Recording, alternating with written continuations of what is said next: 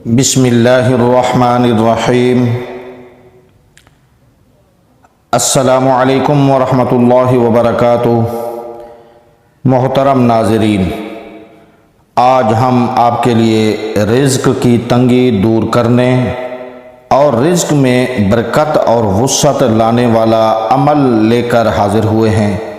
توجہ سے سنیے اور اس عمل سے فائدہ حاصل کیجیے، اور چینل کو سبسکرائب کریں، لائک کریں اور زیادہ سے زیادہ شیئر کریں۔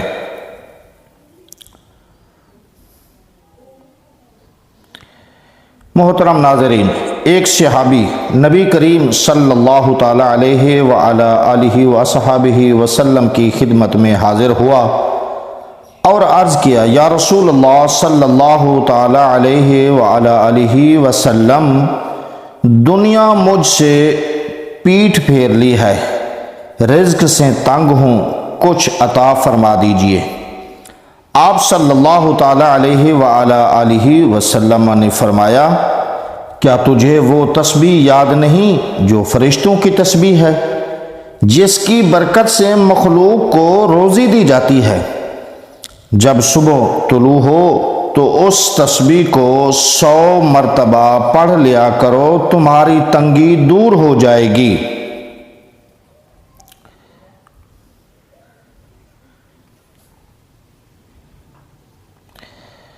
محترم ناظرین، وہ تسبیح یہ ہے: سبحان اللہ و بحمدہ، سبحان اللہ العظیم، استغفر اللہ۔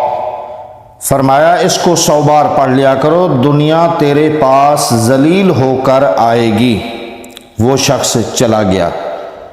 کچھ مدت بعد حاضر خدمت ہوا اور عرض کیا، یا رسول اللہ صلی اللہ تعالی علیہ وعلی آلہ وسلم، دنیا میرے پاس اس کثرت سے آئی ہے کہ میں حیران ہوں کہ کہاں رکھوں، میرے پاس رکھنے کی جگہ کم پڑ گئی ہے۔ ناظرین محترم، اس کے ساتھ ہم آپ کی خدمت میں حضرت علی کرم اللہ وجہ الکریم کا ایک واقعہ بھی عرض کرنا چاہتے ہیں، جو نہایت محبت سے لبریز ہے اور ایمان افروز ہے۔ سماعت فرمائیے۔ حضرت علی کرم اللہ وجہ الکریم کے پاس ایک عیسائی آیا اور کہنے لگا، یا علی، میرے 2 سوال ہیں، آپ سن کر لاجواب ہو جائیں گے، آپ کے پاس میرے سوالوں کا کوئی جواب نہیں ہے۔ حضرت علی کرم اللہ وجہ الکریم نے فرمایا، بتاؤ کیا سوال ہے؟ محترم ناظرین، سوال نمبر 1 سنیے، اور سوال بھی بڑا عجیب ہے اور جواب اس سے کہیں زیادہ ایمان افروز ہے۔ سوال یہ تھا کہ یا علی، یہ بتاؤ کہ وہ کون سی چیز ہے جو ہم دیکھتے ہیں لیکن اللہ تعالی نہیں دیکھتا؟ محترم ناظرین، سوال نمبر 2، اس عیسائی نے عرض کیا، یا علی، تم کہتے ہو قرآن کریم میں ہر چیز کا علم ہے، وہ کیا چیز ہے جو قرآن مجید میں نہیں ہے؟